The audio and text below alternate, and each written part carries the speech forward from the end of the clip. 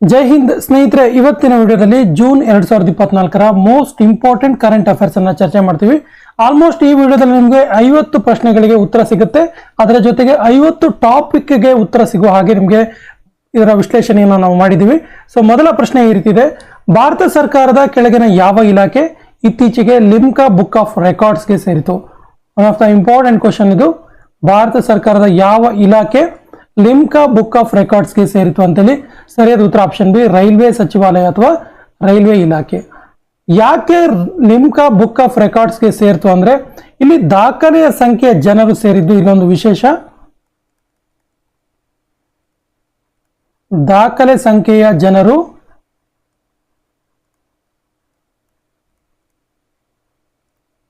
ಸೇರಿದ್ದು ಒಂದು ವಿಶೇಷವಾಗಿದೆ. ಯಾವ ಕಾರಣಕ್ಕೆ ದಾಖಲೆ ಸಂಖ್ಯೆ ಜನರು ರೈಲ್ವೆ ಸಚಿವಾಲಯದ ಅಡಿಯಲ್ಲಿ ಬರುವಂತಹ ಕಾರ್ಯಕ್ರಮಕ್ಕೆ ಸೇರಿದ್ರು ಅಂದ್ರೆ ಪ್ರಧಾನಮಂತ್ರಿ ನರೇಂದ್ರ ಮೋದಿ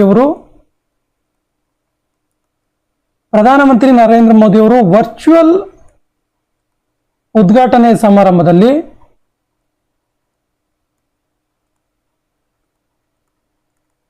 ಅನೇಕ ರೈಲ್ವೆ ಸ್ಟೇಷನ್ಗಳಿಗೆ ಸಂಬಂಧಪಟ್ಟಂತಹ ಬೇರೆ ಬೇರೆ ಕಾರ್ಯಕ್ರಮಗಳಿಗೆ ಸಂಬಂಧಪಟ್ಟ ಹಾಗೆ ಪ್ರಧಾನಮಂತ್ರಿ ನರೇಂದ್ರ ಮೋದಿ ಅವರು ವರ್ಚುವಲ್ ಉದ್ಘಾಟನೆ ಮಾಡ್ತಾರೆ. ಈ ಉದ್ಘಾಟನೆಯಲ್ಲಿ ಬೇರೆ ಬೇರೆ ಕಡೆ ಸೇರಿದಂತಹ ಜನರ ಒಟ್ಟು ಸಂಖ್ಯೆ 40,19,516 ಜನ. ಇದೊಂದು ವರ್ಲ್ಡ್ ರೆಕಾರ್ಡ್ ಆಗಿ ಲಿಮ್ಕಾ ಬುಕ್ ಆಫ್ ರೆಕಾರ್ಡ್ಸ್ಗೆ ಸೇರಿತು.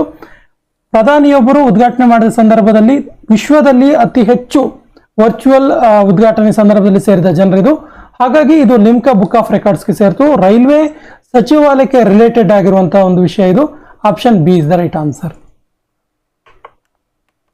ಕೇಂದ್ರ ಸಾಹಿತ್ಯ ಅಕಾಡೆಮಿಯ ಯುವ ಮತ್ತು ಬಾಲ ಪುರಸ್ಕಾರ ವಿಜೇತರು ಯಾರು? ಆಕ್ಚುಲಿ ಇದು ಯುವ ಪುರಸ್ಕಾರ ಮತ್ತು ಬಾಲ ಪುರಸ್ಕಾರ ಇವೆರಡೂ ಕೂಡ ಬೇರೆ ಬೇರೆಯ ಪ್ರಶಸ್ತಿಗಳು. ಇದು ಕೇಂದ್ರ ಸಾಹಿತ್ಯ ಅಕಾಡೆಮಿ ಕೊಡುವಂತ ಪ್ರಶಸ್ತಿ. ಇದಕ್ಕೆ ವಿಜೇತರು ಯಾರು ಕೇಳಿದ್ರೆ ಎ ಮತ್ತು ಬಿ ಇಬ್ಬರು ಕೂಡ. Option D is the right answer. Shruti BR ಮತ್ತು ಕೃಷ್ಣಮೂರ್ತಿ ಬಿಳಗೆರೆ ಇವರಿಗೆ ಯುವ ಮತ್ತು ಬಾಲ ಪುರಸ್ಕಾರ ಆಯಿತು. ನೋಡಿ, ಶ್ರುತಿ BR ಇವರಿಗೆ ಝೀರೋ ಬ್ಯಾಲೆನ್ಸ್ ಎನ್ನುವಂತಹ ಕವನ ಸಂಕಲನ, ಝೀರೋ ಬ್ಯಾಲೆನ್ಸ್ ಎನ್ನುವಂತಹ ಕವನ ಸಂಕಲನಕ್ಕೆ ಯುವ ಪುರಸ್ಕಾರ, ತುಂಬಾ ಇಂಪಾರ್ಟೆಂಟ್ ಇದೆ, ನೋಟ್ ಮಾಡ್ಕೊಳ್ಳಿ. ಯುವ ಪುರಸ್ಕಾರ ಅವಾರ್ಡ್ ಸಿಕ್ತು. ಇಲ್ಲಿ ಕೃತಿ ಕೂಡ ನೆನಪಿರ್ಲಿ ಮತ್ತು ಪ್ರಶಸ್ತಿ ಕೂಡ ನೆನಪಿರ್ಲಿ. ಹಾಗೇನೆ ಕೃಷ್ಣಮೂರ್ತಿ ಬೆಳಗೆರೆಯವರ ಚೂ ಮಂತ್ರಯ್ಯನ ಕಥೆಗಳು,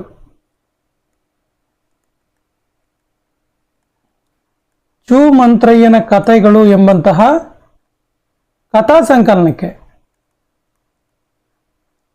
ಈ ಕಥಾ ಸಂಕಲನಕ್ಕೆ ಬಾಲ ಪುರಸ್ಕಾರ ಸಿಕ್ತು. ಎರಡೂ ಕೂಡ ತುಂಬಾ ಇಂಪಾರ್ಟೆಂಟ್ ಆಗಿರುವಂತಹ ಪ್ರಶಸ್ತಿಗಳು. ಎರಡನ್ನೂ ಕೂಡ ನೆನಪಿರಲಿ, ಶ್ರುತಿ BR ಮತ್ತು ಕೃಷ್ಣಮೂರ್ತಿ ಬಿಳಗೆರೆ ಅವರಿಗೆ ಸಿಕ್ಕಿರುವಂಥದ್ದು. ಇತ್ತೀಚೆಗೆ ಯಾವ ರಾಜ್ಯವು ಜೋಶಿ ಮಠ ಎನ್ನುವಂತ ಹೆಸರನ್ನ ಬದಲಾಯಿಸಿ ಜ್ಯೋತಿರ್ಮಠ ಅಂತೇಳಿ ಚೇಂಜ್ ಮಾಡ್ತು? ವೆರಿ ವೆರಿ ಇಂಪಾರ್ಟೆಂಟ್ ಕ್ವಶನ್ ಇದೆ. ಇದು ಕೂಡ ಸರಿಯಾದ ಉತ್ತರ ಉತ್ತರಾಖಂಡ್ ರಾಜ್ಯ. Option D is the right answer. Actually ಏನಿದು ಜ್ಯೋತಿರ್ಮಠ ಅಂತ ಕೇಳಿದ್ರೆ, ಈ ಜೋಶಿ ಮಠ ಇದೆಯಲ್ಲ, ಶಂಕರಾಚಾರ್ಯರು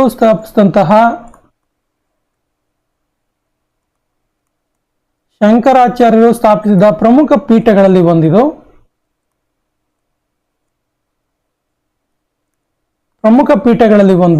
ಈ ಮೊದಲು ಇದಕ್ಕೆ ಜೋಶಿ ಮಠ ಅಂತೇಳಿ ಹೆಸರಿತ್ತು. ಅದನ್ನ ಬದಲಾಯಿಸಿ ಜ್ಯೋತಿರ್ಮಠ ಅಂತೇಳಿ ಚೇಂಜ್ ಮಾಡಿದ್ರು.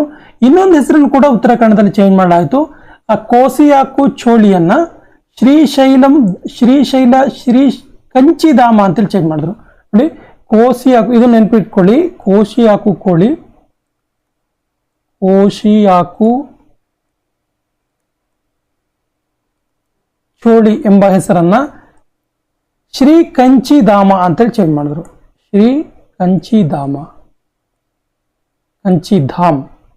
ಎಂಬುದಾಗಿ ಚೇಂಜ್ ಮಾಡಿದ್ರು. ಇಂಪಾರ್ಟೆಂಟ್ ಇದೆ ಎರಡು ಕೂಡ. ಜೋಶಿ ಮಠ ಮತ್ತು ಕೋಶಿಯಾಕು ಚೋಳಿ ಇವೆರಡನ್ನು ಕೂಡ ಹೆಸರನ್ನ ಬದಲಾಯಿಸಲಾಯಿತು.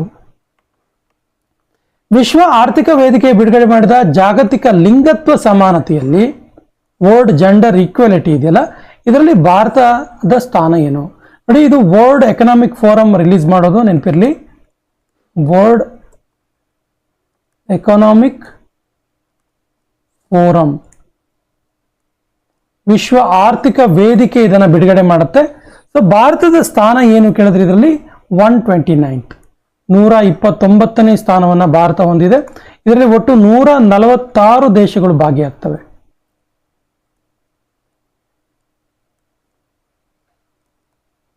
146 ದೇಶಗಳು ಭಾಗಿಯಾಗ್ತವೆ. ಭಾರತ ಈ ಹಿಂದೆ 2023ಯಲ್ಲಿ 127ನೇ ಸ್ಥಾನದಲ್ಲಿತ್ತು. ಬಟ್ ಈ ಸರಿ ಅದು ಇನ್ನೂ ಡೌನ್ ಆಗಿದೆ, 129ನೇ ಸ್ಥಾನಕ್ಕೆ ಬಂದಿದೆ. ಸೊ ಇದು ವರ್ಲ್ಡ್ ಜೆಂಡರ್ ಈಕ್ವಾಲಿಟಿಗೆ ಸಂಬಂಧಪಟ್ಟಿದ್ದು. ಇದರಲ್ಲಿ ಪ್ರಥಮ ಸ್ಥಾನದಲ್ಲಿರುವಂಥದ್ದು, ಫಸ್ಟ್ ಇರುವಂಥದ್ದು ತುಂಬಾ ಇಂಪಾರ್ಟೆಂಟ್ ಇದೆ, ನೋಡ್ಕೊಳ್ಳಿ. ಇದು ಪ್ರಥಮ ಸ್ಥಾನ ಅಂದರೆ ವಿಶ್ವದ ಜಾಗತಿಕ ಲಿಂಗತ್ವ ಸಮಾನತೆಯಲ್ಲಿ ಪ್ರಥಮ ಸ್ಥಾನದಲ್ಲಿರುವ ದೇಶ ಯಾವುದು ಅಂತ ಕೇಳ್ತಾರೆ, ಗೊತ್ತಿರಲಿ, ಐಸ್ಲ್ಯಾಂಡ್. ಹಾಗಾದ್ರೆ ಕೊನೆಯ ಸ್ಥಾನದಲ್ಲಿರುವ ದೇಶ ಯಾವುದು, ಅತ್ಯಂತ ಕಡಿಮೆ ಜೆಂಡರ್ ಈಕ್ವಾಲಿಟಿ ಇರುವಂತಹ ದೇಶ ಅಂತ ಕೂಡ ಕೇಳ್ಬೋದು. ಅದಕ್ಕೆ ಸರಿಯಾದ ಉತ್ತರ ಸುಡಾನ್. ಪ್ರಥಮ ಸ್ಥಾನದಲ್ಲಿ ಐಸ್ಲ್ಯಾಂಡ್, ಕೊನೆಯ ಸ್ಥಾನದಲ್ಲಿ ಸುಡಾನ್. ಭಾರತದ ಸ್ಥಾನ 129, ಭಾಗಿಯಾದ ದೇಶಗಳು 146. ಮತ್ತು ಈ ವರ್ಲ್ಡ್ ಜೆಂಡರ್ ಈಕ್ವಾಲಿಟಿಯನ್ನ ಈ ಒಂದು ಲಿಸ್ಟ್ ಅನ್ನು ಬಿಡುಗಡೆ ಮಾಡಿದ್ದು ವರ್ಲ್ಡ್ ಎಕನಾಮಿಕ್ ಫೋರಂ ಅಥವಾ ವಿಶ್ವ ಆರ್ಥಿಕ ವೇದಿಕೆ. ಇತ್ತೀಚೆಗೆ ನಿಧನರಾದ ರಾಜೀವ್ ತಾರಾನಾಥ್ ಕೆಳಗಿನ ಯಾವ ಸಂಗೀತದಲ್ಲಿ ಪ್ರಸಿದ್ಧರಾಗಿದ್ರು? ತುಂಬಾ ಇಂಪಾರ್ಟೆಂಟ್ ಕ್ವಶನ್ ಆಗುತ್ತೆ ಇದು, ಯಾಕಂತ ಹೇಳ್ತೀನಿ. ಯಾಕಂದ್ರೆ ಇವರು ಕರ್ನಾಟಕದವರು, ಕರ್ನಾಟಕದ ರಾಯಚೂರು ಜಿಲ್ಲೆಯವರು. ರಾಯಚೂರು ಜಿಲ್ಲೆಯವರು ಇವರು ಪ್ರಸಿದ್ಧ ಸಂಗೀತಗಾರ. ಯಾಕಂದ್ರೆ ಇವರಿಗೆ ಪದ್ಮಶ್ರೀ ಅವಾರ್ಡ್ ಕೂಡ ಆಗಿತ್ತು. ಪದ್ಮಶ್ರೀ ಅವಾರ್ಡ್ ಇವರು ಯಾವ ಒಂದು ಸಂಗೀತ ಉಪಕರಣದಲ್ಲಿ ಸಂಗೀತದಲ್ಲಿ ಪ್ರಸಿದ್ಧರಾಗಿದ್ರು ಅಂತ ಕೇಳಿದ್ರೆ ಸರೋದ್ ವಾದನದಲ್ಲಿ. Option C is the right answer. ಇನ್ನೊಂದು ಪ್ರಮುಖವಾದ ಅಂಶ ಇದೆ, ಇವರು ಉಸ್ತಾದ್ ಅಲಿ ಅಕ್ಬರ್ ಖಾನ್ ಅವರ ಶಿಷ್ಯ. ಇತ್ತೀಚೆಗೆ ರಾಷ್ಟ್ರೀಯ ಭದ್ರತಾ ಸಲಹೆಗಾರರನ್ನಾಗಿ ಯಾರನ್ನ ನೇಮಕ ಮಾಡಲಾಗಿದೆ? ಸರಿಯಾದ ಉತ್ತರ ಅಜಿತ್ ದೋವಲ್. ಈ ಅಜಿತ್ ದೋವಲ್ ಅವ್ರನ್ನ ಮರು ಆಯ್ಕೆ ಮಾಡಲಾಗಿದೆ. ವೆರಿ ವೆರಿ ಇಂಪಾರ್ಟೆಂಟ್, ನೆನ್ಪಿಟ್ಕೊಳ್ಳಿದು. ಮರು ಆಯ್ಕೆ ಅಂದ್ರೆ ಈ ಹಿಂದೆ ನರೇಂದ್ರ ಮೋದಿ ಅವರ ಸಂಪುಟದಲ್ಲಿ, ಸರ್ಕಾರದಲ್ಲಿ ಇವರು ಸೇಮ್ ರಾಷ್ಟ್ರೀಯ ಭದ್ರತಾ ಸಲಹೆಗಾರರಾಗಿದ್ರು. ಈಗ ಇವರನ್ನ ಹೊಸ ಸಚಿವ ಸಂಪುಟ ನೇಮಕ ಆದ ನಂತರ ಕೂಡ ಇವ್ರನ್ನ ರಾಷ್ಟ್ರೀಯ ಭದ್ರತಾ ಸಲಹೆಗಾರರನ್ನಾಗಿ ನೇಮಕ ಮಾಡಲಾಗಿದೆ. ಇವರಿಗೆ ಸಚಿವ ಸಂಪುಟದ ಸ್ಥಾನಮಾನವನ್ನು ನೀಡಲಾಗುತ್ತೆ.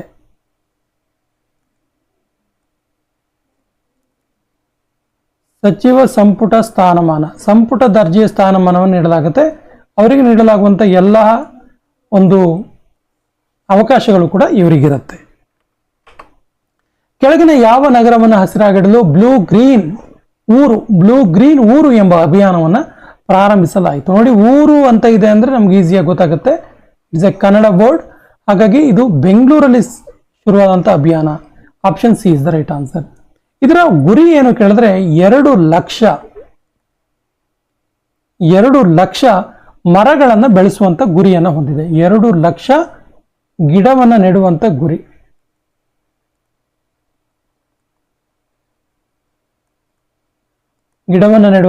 ಹೊಂದಿದೆ. ವಿದ್ಯಾರ್ಥಿಗಳ ಮೂಲಕ ಈ ಒಂದು ಕಾರ್ಯಕ್ರಮಕ್ಕೆ ಚಾಲನೆ ಕೊಡಲಾಯಿತು ಬೆಂಗಳೂರಿನಲ್ಲಿ.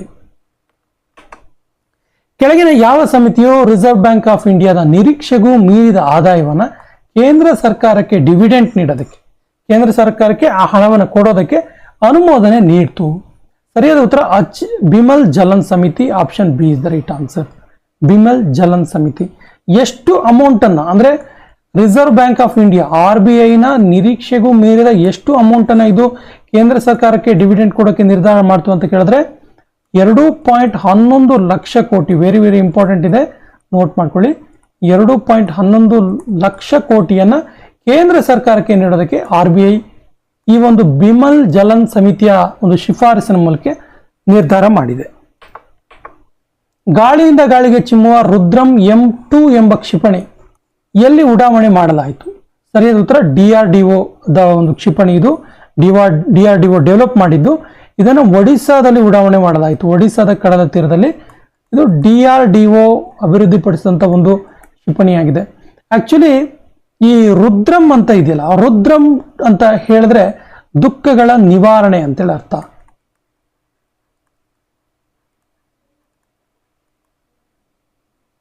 ದುಃಖಗಳ ನಿವಾರಣೆ ಅಂತ ಹೇಳಿ ಅರ್ಥ. ಈ ಒಂದು ಸೆಟಲೈಟ್ ಅನ್ನ, ಈ ಒಂದು ಕ್ಷಿಪಣಿಯನ್ನ ಏನಕ್ಕೋಸ್ಕರ ಇದು ಮಾಡಿದ್ರು ಅಂತ ಕೇಳಿದ್ರೆ ರೇಡಿಯೋ ಸಂಕೇತ ಟ್ರ್ಯಾಕಿಂಗ್ಗೆ, ರೇಡಿಯೋ ಸಂಕೇತಗಳ tracking.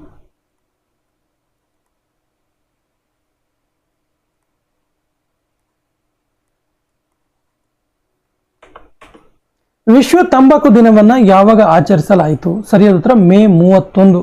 Option A is the right answer. May 31ರಂದು ವಿಶ್ವ ತಂಬಾಕು ದಿನವನ್ನು ಆಚರಿಸಲಾಯಿತು. ಇಲ್ಲಿ ತಂಬಾಕು ಸೇವನೆಯ ಬಗ್ಗೆ ಅವೇರ್ನೆಸ್ ಅನ್ನು ಮೂಡಿಸುವ ಕೆಲಸವನ್ನು ಮಾಡಲಾಯಿತು. ಭಾರತಕ್ಕೆ ಸಂಬಂಧಪಟ್ಟಂತೆ ಇದೊಂದು ಪ್ರಮುಖವಾದ ದಿನಾಚರಣೆ, ನೆನ್ಪಿಟ್ಕೊಳ್ಳಿ. ಯಾಕಂದ್ರೆ ಭಾರತದಲ್ಲಿ ಪ್ರಪಂಚದ ಹೈಯೆಸ್ಟ್ ಕ್ಯಾನ್ಸರ್ ಪೇಷಂಟ್ಸ್ ಇದ್ದಾರೆ. ಭಾರತದಲ್ಲಿ ಪ್ರಪಂಚದ ಅತಿ ಹೆಚ್ಚು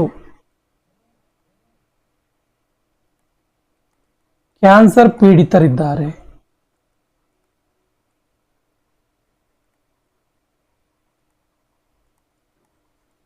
ಹಾಗಾಗಿ ಈ ದಿನಾಚರಣೆ ತುಂಬಾ ಇಂಪಾರ್ಟೆಂಟ್ ಆಗುತ್ತೆ. ಕರ್ನಾಟಕ ರಾಜ್ಯ ಪುರಾತತ್ವ ವಸ್ತು ಸಂಗ್ರಹಾಲಯಗಳು ಮತ್ತು ಪಾರಂಪರ್ಯ ಇಲಾಖೆಯು ಯಾವ ಸ್ಥಳದಲ್ಲಿ ಗವಿ ವರ್ಣ ಚಿತ್ರಗಳನ್ನು ಪತ್ತೆ ಹಚ್ಚಿದೆ? ಸರಿಯಾದ ಉತ್ತರ Anegundi. Option B is the right answer. ಗವಿ ವರ್ಣ ಚಿತ್ರಗಳನ್ನು ಪತ್ತೆ ಹಚ್ಚಿದೆ. ಈ ಆನೆಗೊಂದಿ ಇದೆಯಲ್ಲ, ಇದು ಬಳ್ಳಾರಿಯಲ್ಲಿ ಇರುವಂತದ್ದು. ನೋಡಿ, ಪರ್ಟಿಕ್ಯುಲರ್ ಆಗಿ ಕೊಟ್ಟಾಗ, ಎರಡು ಆಪ್ಷನ್ ಕೊಟ್ಟಾಗ ನಾವು ಆನೆಗೊಂದಿ ಅನ್ಬೇಕಾಗತ್ತೆ, ಯಾಕಂದ್ರೆ ಪರ್ಟಿಕ್ಯುಲಾರಿಟಿ ಬೇಕಾಗತ್ತಲ್ಲಿ. ಸೊ ಇದು ಬಳ್ಳಾರಿಯ ಸಮೀಪದ ವಿಶ್ವ ಪಾರಂಪರಿಕ ತಾಣದ ಪಟ್ಟಿಯಲ್ಲಿ, ತಾಣದ ಹತ್ತಿರದಲ್ಲಿರುವಂಥದ್ದು. ಇದರ ವಿಶೇಷತೆ ಏನು ಕೇಳಿದ್ರೆ, ಈ ಗವಿ ವರ್ಣಚಿತ್ರದ ವಿಶೇಷತೆ ಏನು ಕೇಳಿದ್ರೆ, ಇದು 2500 ವರ್ಷಗಳ ಹಿಂದಿಂದು, ವರ್ಷಗಳ ಹಳೆಯದ್ದು.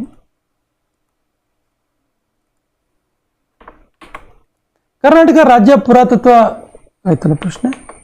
ಆರ್ಟಿಮಿಸ್ ಒಪ್ಪಂದ ಕೆಳಗಿನ ಯಾವ 2 ದೇಶಗಳ ನಡುವೆ ನಡೆಯಿತು? ಸರಿಯಾದ ಉತ್ತರ ಸ್ಲೋವೇನಿಯಾ ಮತ್ತು ಲಿಥುವೇನಿಯಾ ದೇಶಗಳ ನಡುವೆ ಆರ್ಟಿಮಿಸ್ ಒಪ್ಪಂದ ನಡೀತು. Option C is the right answer. Slovenia ಮತ್ತು ಲಿಥುವೇನಿಯಾ ದೇಶಗಳ ನಡುವೆ. ಕೆಳಗಿನ ಯಾವ ದೇಶದ ಸಂಶೋಧಕರು ಲಿಗ್ನೋಸ್ಯಾಟ್ ಎಂಬಂತಹ ಅತಿ ಚಿಕ್ಕ ಉಪಗ್ರಹ, ಮರದ ಕಟ್ಟಿಗೆಯಿಂದ ಮಾಡಿದಂತಹ ಉಪಗ್ರಹವನ್ನು ನಿರ್ಮಾಣ ಮಾಡಿದ್ದಾರೆ? ಸರಿಯಾದ ಉತ್ತರ ಜಪಾನ್ ದೇಶದವರು. Option C is the right answer. ಇದನ್ನ ಸೆಪ್ಟೆಂಬರ್ನಲ್ಲಿ ಉಡಾವಣೆ ಮಾಡಲಾಗುತ್ತೆ, ಬರುವ ಸೆಪ್ಟೆಂಬರ್ನಲ್ಲಿ ಉಡಾವಣೆ ಮಾಡಲಾಗುತ್ತೆ. ಇದು ಲಿಗ್ನೋ ಎನ್ನುವಂತಹ, ಲಿಗ್ನೋ ನೋಡಿ, ಲಿಗ್ನೋಸ್ಯಾಟ್ ಅಂತಿದೆಯಲ್ಲ, ಆಕ್ಚುಲಿ ಲಿಗ್ನೋ ಅಂದ್ರೆ ಇದರ ಅರ್ಥ ಮರ ಅಂತೇಳಿ ಅರ್ಥ. ಯಾಕೆ ಈ ಮರದಿಂದ ಮಾಡಿದಂತಹ ಕಟ್ಟಿಗೆ ಉಪಗ್ರಹವನ್ನ ಉಡಾವಣೆ ಮಾಡಲಾಯಿತು ಕೇಳಿದ್ರೆ ಪರಿಸರ ಸ್ನೇಹಿ ಉದ್ದೇಶದಿಂದ.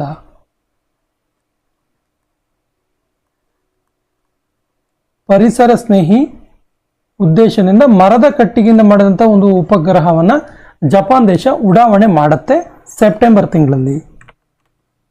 ಕೆಳಗಿನ ಯಾವ ಸಂಸ್ಥೆಗೆ 2024ನೇ ಸಾಲಿನ ನೆಲ್ಸನ್ ಮಂಡೇಲಾ ಅವಾರ್ಡ್ ಆಯಿತು? ಸರಿಯಾದ ಉತ್ತರ ಆಪ್ಷನ್ ಬಿ ನಿಮಾನ್ಸ್. ಬೆಂಗಳೂರಿನ ನಿಮಾನ್ಸ್ ಇದೆಯಲ್ಲ, ಇದಕ್ಕೆ 2024ನೇ ಸಾಲಿನ ನೆಲ್ಸನ್ ಮಂಡೇಲಾ ಪುರಸ್ಕಾರ ಆಯಿತು. ಇಂಪಾರ್ಟೆಂಟ್ ಇದೆ ಕ್ವಶನ್ ಇದು ಕೂಡ. ಈ ಅವಾರ್ಡ್ ಅನ್ನು ನೀಡಿದ್ದು ವರ್ಲ್ಡ್ ಹೆಲ್ತ್ ಆರ್ಗನೈಸೇಷನ್, WHO ಈ ಒಂದು ಅವಾರ್ಡ್ ಅನ್ನು ಕೊಡ್ತು. ನಿಮಾನ್ಸ್ ಇರುವಂತದ್ದು ಬೆಂಗಳೂರಲ್ಲಿ. ಕೆಳಗಿನ ಯಾವ ಹೈಕೋರ್ಟ್ ಪೀಠವು ವ್ಯಕ್ತಿಯೊಬ್ಬರಿಗೆ ಮರಣ ಇಚ್ಛೆಯ ಒಂದು ಕಾರ್ಯಗತಗೊಳಿಸಲು ಅನುಮತಿ ನೀಡಿದೆ? ಸರಿಯಾದ ಉತ್ತರ ಇದಕ್ಕೆ ಸರಿಯಾದ ಉತ್ತರ Bombay high court. Option A is the right answer. Bombay ಹೈಕೋರ್ಟ್ನ ಗೋವಾ ಪೀಠ ಇದೆಯಲ್ಲ, ಗೋವಾ ಪೀಠ ಇದು ಇಚ್ಛಾ ಮರಣಿಗೆ ಅಂದ್ರೆ ಸ್ವ ಇಚ್ಛೆ ಮೂಲಕ ಮರಣವನ್ನು ಹೊಂದೋದಕ್ಕೆ ಅವಕಾಶವನ್ನು ಮಾಡಿಕೊಡ್ತು. ಅವರ ಹೆಸರು MN ಸೋನಕ್.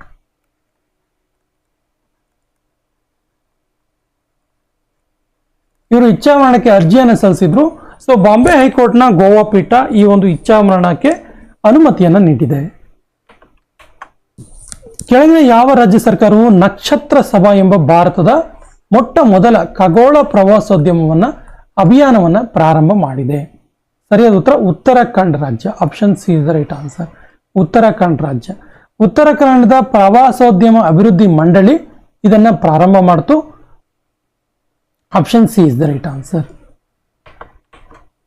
ನಾಗಿ ಮತ್ತು ನಾಗ್ತಿ ಪಕ್ಷಿಧಾಮ ಬರ್ಡ್ ಸ್ಯಾಂಕ್ಚುರಿ ಇದೆಯಲ್ಲ, ಇದು ಯಾವ ರಾಜ್ಯದಲ್ಲಿದೆ? ಸರಿಯಾದ ಉತ್ತರ ಇದು ಬಿಹಾರ ರಾಜ್ಯದಲ್ಲಿರುವಂಥದ್ದು. 2023 ಜೂನಲ್ಲಿ ಇದು ಸುದ್ದಿಯಲ್ಲಿತ್ತು. ಯಾಕೆ ಸುದ್ದಿಯಲ್ಲಿತ್ತು ಅಂತ ಕೇಳಿದ್ರೆ, ಈ ನಾಗಿ ಮತ್ತು ನಾಗ್ತಿ ಅನ್ನುವಂಥ ಪಕ್ಷಿಧಾಮಗಳು ವರ್ಲ್ಡ್ ಹೆರಿಟೇಜ್ ಸೆಂಟರ್ಗೆ, ವಿಶ್ವ ಪಾರಂಪರಿಕ ತಾಣಗಳ ಪಟ್ಟಿಗೆ ಸೇರಿತು. ಹಾಗಾಗಿ ಇದು ಸುದ್ದಿಯಲ್ಲಿತ್ತು. ಇಂಪಾರ್ಟೆಂಟ್ ಇದೆ. ನಾಗಿ ಮತ್ತು ನಾಗ್ತಿ ಪಕ್ಷಿಧಾಮ ಇದು. ಭಾರತದಲ್ಲಿ ಒಟ್ಟು ಪ್ರಸ್ತುತ ಇರುವಂತಹ ವಿಶ್ವ ಪಾರಂಪರಿಕ ತಾಣಗಳ ಸಂಖ್ಯೆ ಎಷ್ಟು ಅಂತ ಕೇಳ್ತಾರೆ. 82 ಅಂತ ಗೊತ್ತಿರಲಿ. ಇನ್ನು 2024 ಕರ್ನಾಟಕಕ್ಕೆ ಸಂಬಂಧಪಟ್ಟಂತ ಒಂದು ಇಂಪಾರ್ಟೆಂಟ್ ವಿಷಯ ಇದೆ. ಕರ್ನಾಟಕದ 3 ಪ್ರಮುಖ ಸ್ಥಳಗಳು ವಿಶ್ವ ಪಾರಂಪರಿಕ ತಾಣಗಳ ಪಟ್ಟಿಗೆ ಸೇರಿತು 2024 ಒಂದು ಅಂಕ ಸಮುದ್ರ ಪಕ್ಷಿಧಾಮ.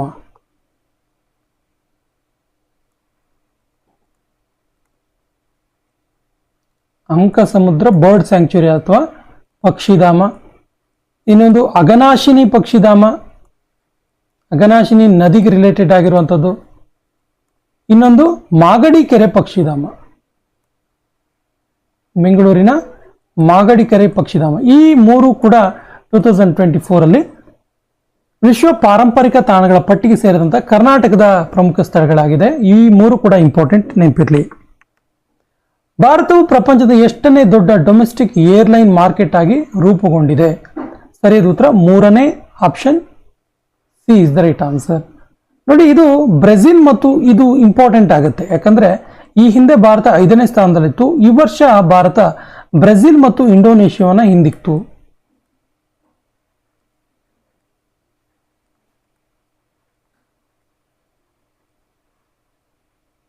ಬ್ರೆಜಿಲ್ ಮತ್ತು ಇಂಡೋನೇಷಿಯಾವನ್ನ ಹಿಂದಿಕ್ಕಿ ತೃತೀಯ ಸ್ಥಾನವನ್ನು ಪಡ್ಕೊಳ್ತು ಭಾರತ.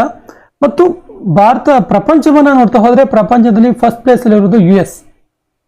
ಅಮೆರಿಕ ಮೊದಲ ಸ್ಥಾನದಲ್ಲಿದೆ. America stands in first place.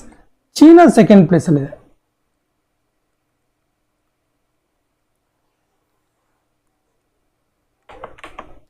ಹದಿನೆಂಟನೇ ಲೋಕಸಭೆಯ ಪ್ರೊಟೆಮ್ ಸ್ಪೀಕರ್ ಆಗಿ ಆಯ್ಕೆಯಾದವರು ಯಾರು? ಸರಿಯಾದ ಉತ್ತರ ಆಪ್ಷನ್ ಡಿ, ಭರ್ತೃಹರಿ ಮೆಹ್ತಾಬ್. ಸರ್, ಏನಿದು? ನೋಡಿ, ಪ್ರೊಟೆಮ್ ಸ್ಪೀಕರ್ ಅಂದ್ರೆ ಏನು ಅಂತ ಕೇಳಿದ್ರೆ, ನೋಡಿ, ಓಂ ಬಿರ್ಲಾ ಅವರು ನಮ್ಮ ಲೋಕಸಭೆಯ ನೂತನ ಸ್ಪೀಕರ್ ಆಗಿ ಆಯ್ಕೆಯಾಗಿದ್ದಾರೆ.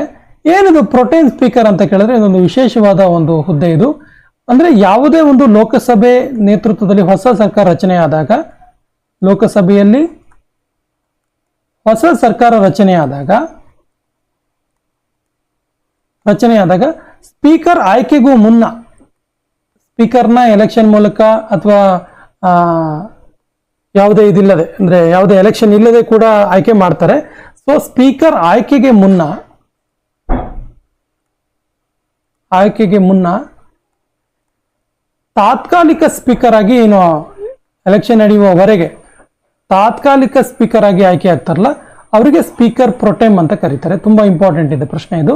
ಸೊ ಈ ಒಂದು ನೂತನ ಸರ್ಕಾರ ರಚನೆ ಆದಾಗ ಸ್ಪೀಕರ್ ಪ್ರೊಟೆಮ್ ಆಗಿ ಆಯ್ಕೆ ಆದವರು Bhartruhari Mahtab. Option D is the right answer.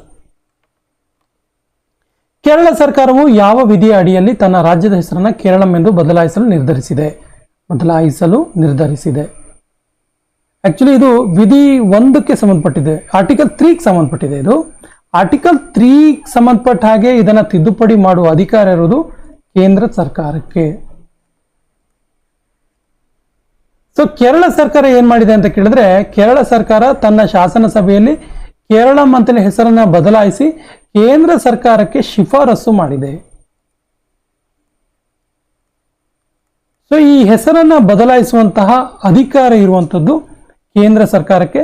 ಕೇಂದ್ರ ಸರ್ಕಾರ ಆರ್ಟಿಕಲ್ 3ರ ಪ್ರಕಾರ ಈ ಒಂದು ಹೆಸರನ್ನ ಬದಲಾಯಿಸುವಂತಹ ಎಲ್ಲ ಅಧಿಕಾರವನ್ನು ಹೊಂದಿದೆ. 2024ನೇ ಮುಂಬೈ ಇಂಟರ್ನ್ಯಾಷನಲ್ ಫಿಲ್ಮ್ ಫೆಸ್ಟಿವಲ್ ನಲ್ಲಿ ವಿಜೇತರಾದ ಬೆಸ್ಟ್ ಡಾಕ್ಯುಮೆಂಟರಿ ಮೂವಿ ಯಾವುದು? ಇಂಪಾರ್ಟೆಂಟ್ ಕ್ವಶನ್ ಇದೆ ಇದು ಕೂಡ. ಸರಿಯಾದ ಉತ್ತರ golden thread. Option A is the right answer. ಈ ಗೋಲ್ಡನ್ ಥ್ರೆಡ್ ಇದರ ಡೈರೆಕ್ಟರ್ ನಿಷ್ಠಾ ಜೈನ್.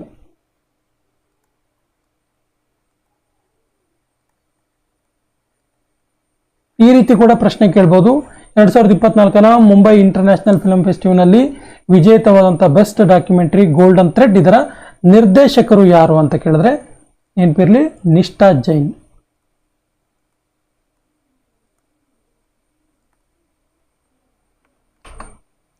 ಕೆಳಗಿನ ಯಾವ ರಾಜ್ಯದ ರಾಜ್ಯಪಾಲರು gateways to sea historic ports and docks of Mumbai region ಎಂಬ ಪುಸ್ತಕವನ್ನು ಅನಾವರಣ ಮಾಡಿದ್ರು? ಸರಿಯಾದ ಉತ್ತರ ಮಹಾರಾಷ್ಟ್ರದ ರಾಜ್ಯಪಾಲರು. Option is the right answer. Helen Mary Roberts ಯಾವ ದೇಶದ ಮೊದಲ ಬ್ರಿಗೇಡಿಯರ್ ಸೈನಿಕ ಆಗಿ ಆಯ್ಕೆಯಾದರು? ಸರಿಯಾದ ಉತ್ತರ Pakistan. Option D is the right answer. ಕೆಳಗಿನ ಯಾರು ಧನಲಕ್ಷ್ಮಿ ಬ್ಯಾಂಕ್ನ ಎಂಡಿ ಮತ್ತು ಸಿಇಒ ಆಗಿ ಆಯ್ಕೆಯಾದರು? ಸರಿಯಾದ ಉತ್ತರ Ajith Kumar KK. Option is the right answer. ಈ ಧನಲಕ್ಷ್ಮಿ ಬ್ಯಾಂಕ್ ಇದೆಯಲ್ಲ, ಇದು ಕೇರಳ ರಾಜ್ಯದಲ್ಲಿ ಇರುವಂತದ್ದು, ಇದರ ಕೇಂದ್ರ ಕಚೇರಿ ಕೇರಳ ರಾಜ್ಯದ ಪ್ರಮುಖ ಬ್ಯಾಂಕ್ ಇದು. ಈ ಧನಲಕ್ಷ್ಮಿ ಬ್ಯಾಂಕ್ ಇದೆಯಲ್ಲ, ಇದು 1927ರಲ್ಲೇ ಶುರುವಾಗಿತ್ತು. 1927 ನವೆಂಬರ್ 14ರಂದು ಶುರುವಾಗಿದ್ದು. ಇದು ಕೇರಳದ ತ್ರಿಸೂರ್ನಲ್ಲಿರುವಂಥದ್ದು. ಇದರ ಹೆಡ್ ಕ್ವಾರ್ಟರ್ ತ್ರಿಸೂರ್, ಕೇರಳದ ತ್ರಿಸೂರಲ್ಲಿ ಇರುವಂಥದ್ದು. ಕೆಳಗಿನ ಯಾವ ದೇಶದಲ್ಲಿ ಬಾನ್ ಜಲ್ ವಾಯು ಸಮ್ಮೇಳನ 2024 ನಡೆಯಿತು? ಸರಿಯಾದ ಉತ್ತರ ಜರ್ಮನಿಯಲ್ಲಿ ನಡೆಯಿತು. Option B is the right answer. Bonn ಜಲ್ ವಾಯು ಸಮ್ಮೇಳನ ಇದು. ಸೊ ಜರ್ಮನಿಯ ಬಗ್ಗೆ ನೋಡ್ತಾ ಹೋದ್ರೆ, ಜರ್ಮನಿ ಇದೆಯಲ್ಲ, ಇದು ಜರ್ಮನಿಯ ರಾಜಧಾನಿ ಬರ್ಲಿನ್. ಹಾಗೇನೆ ಜರ್ಮನಿಯ ಕರೆನ್ಸಿ ಯೂರೋ.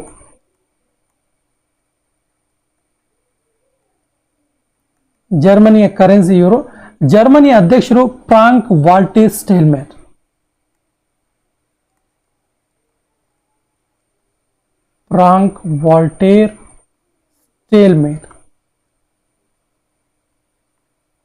ಇವರು ಜರ್ಮನಿಯ ಅಧ್ಯಕ್ಷರು. ಈ ಎಲ್ಲ ಅಂಶಗಳು ಕೂಡ ಗೊತ್ತಿರಲಿ. ಈ ಕೆಳಗಿನ ಯಾವ ಸಂಸ್ಥೆಯು ಹೊಸದಾಗಿ ಉಗಮಿಸಿದ ನಕ್ಷತ್ರಗಳ ಗ್ಯಾಸ್ ಆಫ್ ಜೆಟ್ಸ್ ಅನ್ನ ಗುರುತಿಸಿತು? ಸರಿಯಾದ ಉತ್ತರ NASA. Option B is the right answer. ಅಮೆರಿಕದ ಇದು ಬಾಹ್ಯಾಕಾಶ ಸಂಶೋಧನಾ ಸಂಸ್ಥೆ ಇದು ನಾಸಾ. ಸೊ ಇದು ಜೇಮ್ಸ್ ವೆಬ್ ಟೆಲಿಸ್ಕೋಪ್ ಮೂಲಕ ಇದನ್ನ ಗುರುತಿಸಿತು. ಜೇಮ್ಸ್ ವೆಬ್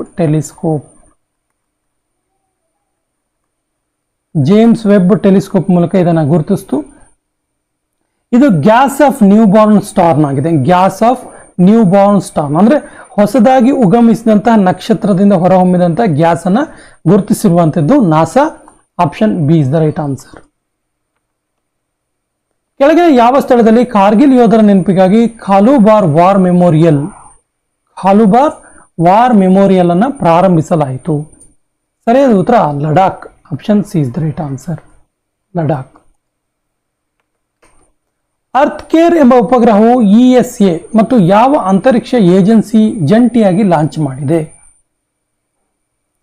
ಸರಿಯಾದ ಉತ್ತರ ಜಾಕ್ಸಾ ಮತ್ತು ESA ಅಂತರಿಕ್ಷ ಏಜೆನ್ಸಿಗಳು ಜಂಟಿಯಾಗಿ ಈ ಒಂದು ಉಪಗ್ರಹವನ್ನ ಲಾಂಚ್ ಮಾಡಿದವೆ, ಅರ್ತ್ ಕೇರ್ ಅಂತೇಳಿ. ಆಕ್ಚುಲಿ ಏನಿದು ಅರ್ತ್ ಕೇರ್ ಅಂತ ಕೇಳಿದ್ರೆ Earth cloud aerosol and radiation exploration ಅಂತೇಳಿ.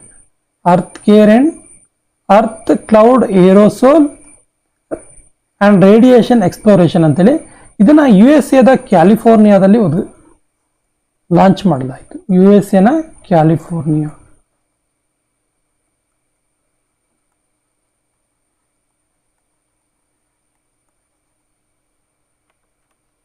ಯುನೆಸ್ಕೋದ ಮೊದಲ ಸಾಹಿತ್ಯ ನಗರ, ವೆರಿ ವೆರಿ ಇಂಪಾರ್ಟೆಂಟ್ ಕ್ವಶನ್ ಇದೆ, ನೋಟ್ ಮಾಡ್ಕೊಳ್ಳಿ.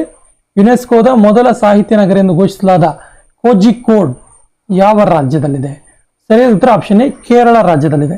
ಇದು ಭಾರತದ ಮೊದಲ ಸಾಹಿತ್ಯ ನಗರ ಕೋಜಿಕೋಡ್, ಕೇರಳ ರಾಜ್ಯದಲ್ಲಿ ಇರುವಂತದ್ದು.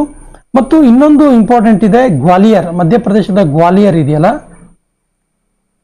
ಇದು ಭಾರತದ ಮೊದಲ ಸಂಗೀತ ನಗರ ಅಂತೇಳಿ ಯುನೆಸ್ಕೋದಿಂದ ಗುರುತಿಸಲ್ಪಟ್ಟಿದೆ. ಸಂಗೀತ ನಗರ ಅಂತೇಳಿ. ಇನ್ನು ಯುನೆಸ್ಕೋ ಬಗ್ಗೆ ಹೇಳೋದಾದ್ರೆ,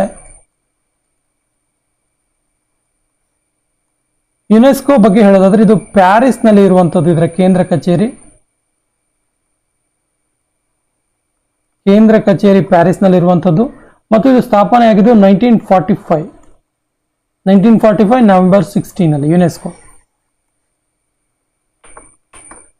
ಡಿಪಾರ್ಟ್ಮೆಂಟ್ ಆಫ್ ಕನ್ಸ್ಯೂಮರ್ ಅಫೇರ್ಸ್ ಇದರ ನೂತನ ಡೈರೆಕ್ಟರ್ ಆಗಿ ಆಯ್ಕೆಯಾದವರು ಯಾರು? ಸರಿಯಾದ ಉತ್ತರ Mrinal Kumar Das. Option A is the right answer. 2024ನೇ ಸಾಲಿನ F1 ಸ್ಪ್ಯಾನಿಷ್ ಗ್ರ್ಯಾಂಡ್ ಫಿಕ್ಸ್ ಇದರ ವಿಜೇತರು ಯಾರು? ಸರಿಯಾದ ಉತ್ತರ Max Verstappen. Option C is the right answer.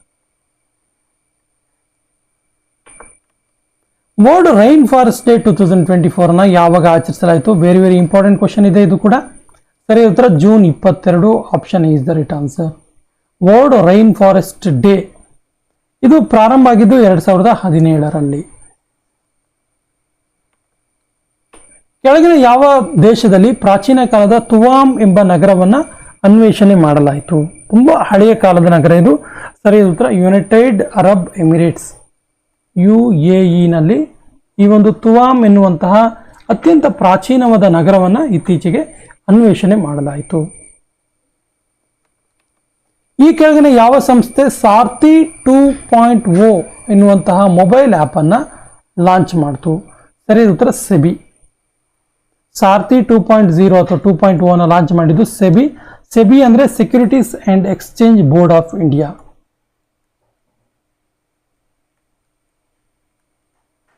Securities and exchange board of India.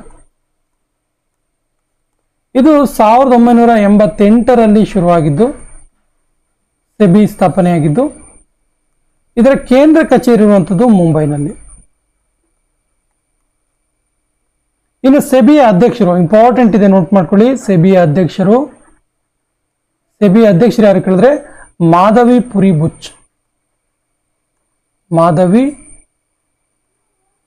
Puri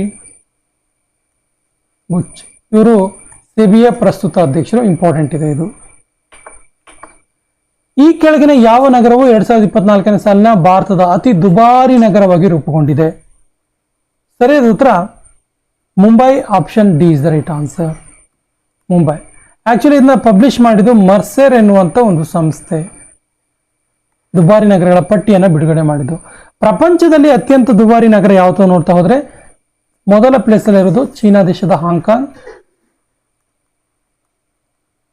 ಎರಡನೇ ಪ್ಲೇಸ್ ಯಾವುದು ಕೇಳಿದ್ರೆ ಸಿಂಗಾಪುರ್ ನಗರ, ಸಿಂಗಾಪುರ ಸಿಟಿ. ಮೂರನೇ ಪ್ಲೇಸ್ ಜ್ಯೂರಿಚ್, ಜರ್ಮನಿಯ ಜ್ಯೂರಿಚ್. ಪ್ರಪಂಚದ ಅತಿ ಕಾಸ್ಟ್ಲಿಯೆಸ್ಟ್ ಸಿಟಿ ಇದು ಹಾಂಗ್ಕಾಂಗ್, ಸಿಂಗಾಪುರ್, ಜ್ಯೂರಿಚ್. ಭಾರತದ ಯಾವುದು ಕೇಳಿದ್ರೆ ಮುಂಬೈ. ಇದನ್ನ ಬಿಡುಗಡೆಗೊಳಿಸಿದ್ದು ಯಾರು ಕೇಳಿದ್ರೆ ಮರ್ಸರ್ ಎನ್ನುವಂತ ಒಂದು ಸಂಸ್ಥೆ. ಕೆಳಗಿನ ಯಾವ ರಾಜ್ಯ ಸರ್ಕಾರವು ಜಾತಿ ಗಣತಿ ಮಾಡೋದಕ್ಕೆ ಅನುಮೋದನೆಯನ್ನ ನೀಡಿದೆ? ಸರಿಯಾದ ಉತ್ತರ ಜಾರ್ಖಂಡ್ ರಾಜ್ಯ ಸರ್ಕಾರ. Option A is the right answer. ಕೆಳಗಿನ ಯಾರು ನಾಟೋದ ನೂತನ ಸೆಕ್ರೆಟರಿ ಜನರಲ್ ಆಗಿ ಆಯ್ಕೆಯಾದ್ರು? ವೆರಿ ವೆರಿ ಇಂಪಾರ್ಟೆಂಟ್ ಇದೆ ಕ್ವಶನ್, ನೋಟ್ ಮಾಡ್ಕೊಳ್ಳಿ. ನಾಟೋದ ನೂತನ ಸೆಕ್ರೆಟರಿ ಜನರಲ್ ಆಗಿ ಆಯ್ಕೆಯಾದವರು ಯಾರು ಕೇಳಿದ್ರೆ ಸರಿಯಾದ ಉತ್ತರ Mark Rutte. Option D is the right answer. Mark Rutte. NATO ಇದೆಯಲ್ಲ, NATO North Atlantic Treaty Organisation ಅಂತ ಹೇಳಿದ್ರೆ ಹೆಸರು. North Atlantic Treaty organisation.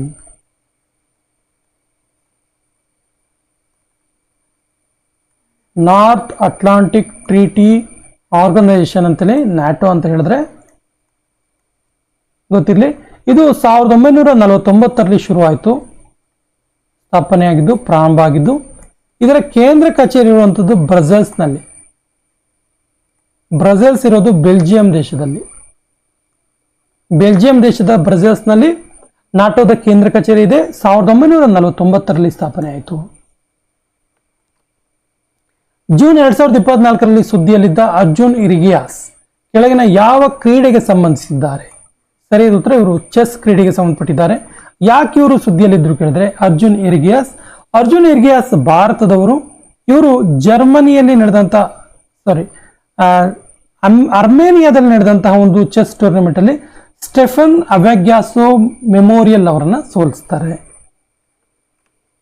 ಕೆಳಗಿನ ಯಾವ ಸ್ಥಳದಲ್ಲಿ G7 ಸಮಿತಿ 2024 ಆಯೋಜಿಸಲಾಗಿತ್ತು?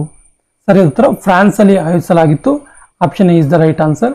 ಆಕ್ಚುಲಿ G7 ಇದೆಯಲ್ಲ, ಇದನ್ನ 1973ರಲ್ಲಿ ಸ್ಥಾಪನೆ ಮಾಡಲಾಯಿತು. ಈ G7 ಅಲ್ಲಿ ಬರುವಂತಹ ದೇಶಗಳು ಯಾವುದು ಕೇಳಿದ್ರೆ ಕೆನಡಾ G7 ನೋಟ್ ಮಾಡ್ಕೊಳ್ಳಿ. ಕೆನಡಾ, ಫ್ರಾನ್ಸ್, ಜರ್ಮನಿ ದೇಶಗಳ ಪಟ್ಟಿಯನ್ನು ಕೊಟ್ಟು ಇದರಲ್ಲಿ ಯಾವುದು G7 ಪಟ್ಟಿಯಲ್ಲಿ ಬರೋದಿಲ್ಲ ಅಂತ ಕೇಳ್ಬೋದು, ಬರುತ್ತೆ ಅಂತ ಕೇಳ್ಬೋದು. ಹಾಗಾಗಿ ದೇಶಗಳು ನೆನಪಿರ್ಬೇಕಾಗತ್ತೆ. So Canada, France, Germany, Italy, Japan,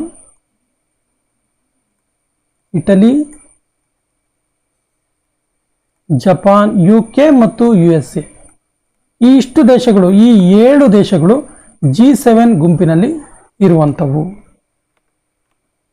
ಭಾರತವು ನೈಟ್ರಸ್ ಆಕ್ಸೈಡ್ ಅನ್ನು ಹೊರಹಾಕುವ ಎಷ್ಟನೇ ಅತಿ ದೊಡ್ಡ ದೇಶವಾಗಿದೆ? ಸರಿಯಾದ ಉತ್ತರ ಭಾರತ ಸೆಕೆಂಡ್ ಪ್ಲೇಸ್ ಅಲ್ಲಿ ಇರುವಂಥದ್ದು. ಇದರಲ್ಲಿ 2ನೇ ಸ್ಥಾನದಲ್ಲಿ. ಇದೇನು ಹೆಮ್ಮೆ ತರುವಂಥ ವಿಷಯ ಅಲ್ಲ. N2O ಅಥವಾ ನೈಟ್ರಸ್ ಆಕ್ಸೈಡ್ ಇದೆಯಲ್ಲ, ಇದು ಹಸಿರುಮನೆ ಅನಿಲವಾಗಿದೆ. ಇದು ಅನಿಲವಾಗಿದ್ದು ಇದು ಓಜೋನ್ಗೆ ತುಂಬಾ ತೊಂದರೆಯನ್ನು ಕೊಡುವಂತ ಅನಿಲ. ಓಜೋನ್ ನಾಶಕ್ಕೆ ಕಾರಣವಾಗುವಂತ ಅನಿಲ ಇದು. ಓಜೋನ್ ನಾಶಕ್ಕೆ ಕಾರಣವಾಗುತ್ತೆ ಈ ನೈಟ್ರಸ್ ಆಕ್ಸೈಡ್ ಇದೆಯಲ್ಲ ಇದು. ಇನ್ನು ಇದು CO2 ಗಿಂತ ಗಂಭೀರ ಪರಿಣಾಮವನ್ನು ನೀಡುವಂಥದ್ದು. ಕಾರ್ಬನ್ ಡೈಆಕ್ಸೈಡ್ ಗಿಂತಲೂ ಕೂಡ ಗಂಭೀರವಾಗಿ ಹಾನಿಯನ್ನು ಮಾಡುವಂಥದ್ದು. ಈ ಒಂದು ನೈಟ್ರಸ್ ಆಕ್ಸೈಡ್ ಹೊರಹಾಕುವ ಮೊದಲ ದೇಶ ಯಾವುದು ಕೇಳಿದ್ರೆ ಅಂದ್ರೆ ಭಾರತ ಸೆಕೆಂಡ್ ಪ್ಲೇಸ್ ಅಲ್ಲಿ ಇದೆ. ಸೊ ಫಸ್ಟ್ ಪ್ಲೇಸ್ ಅಲ್ಲಿ ಇರುವಂಥದ್ದು ಯಾವುದು ಕೇಳಿದ್ರೆ ಫಸ್ಟ್ ಪ್ಲೇಸ್ ಅಲ್ಲಿ ಇರುವಂಥದ್ದು ಚೀನಾ.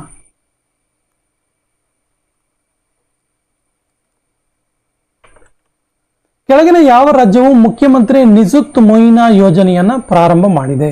ಸರಿಯಾದ ಉತ್ತರ ಸಿಕ್ಕಿಂ ರಾಜ್ಯ. 41%. ಅಸ್ಸಾಂ ರಾಜ್ಯ. Option C is the right answer. ಇದರ ಉದ್ದೇಶ ಏನು ಕೇಳಿದ್ರೆ ಇದು ವಿದ್ಯಾರ್ಥಿನಿಯರಿಗೆ, ವಿಶೇಷವಾಗಿ ಹೆಣ್ಣು ಮಕ್ಕಳ ಶಿಕ್ಷಣಕ್ಕೆ ಉತ್ತೇಜನ ಕೊಡುವಂತ ಒಂದು ಯೋಜನೆ. ಇದು 10 ಲಕ್ಷ ವಿದ್ಯಾರ್ಥಿನಿಯರಿಗೆ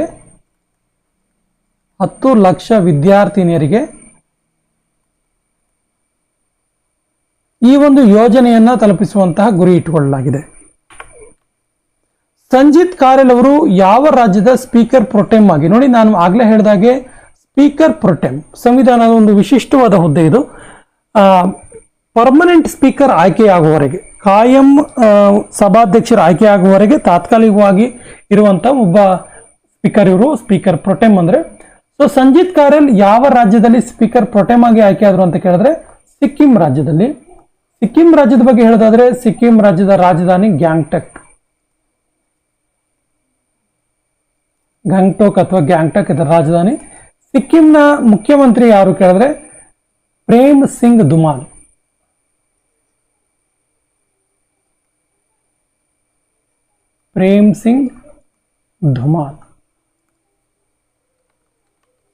ಕೆಳಗಿನ ಯಾವ ರಾಜ್ಯವು ಮುಖ್ಯಮಂತ್ರಿ ಮನ್ನುಹೀರ್ ಕಾಪೋಮ್ ಎನ್ನುವಂತ ಯೋಜನೆಯನ್ನ ಜಾರಿಗೆ ತಂತು? ಸರಿಯಾದ ಉತ್ತರ ತಮಿಳುನಾಡು ಸರ್ಕಾರ. Option A is the right answer. Tamil Nadu ಸರ್ಕಾರದ ಮುಖ್ಯಮಂತ್ರಿ MK ಸ್ಟಾಲಿನ್ ಈ ಯೋಜನೆಯನ್ನ ಜಾರಿಗೆ ತಂದ್ರು. ಏನಿದು ಮನ್ನುಹೀರ್ ಕಾಪೋಮ್ ಅನ್ನುವಂಥ ಯೋಜನೆ ಕೇಳಿದ್ರೆ ತಮಿಳುನಾಡಲ್ಲಿ ಮಣ್ಣಿನ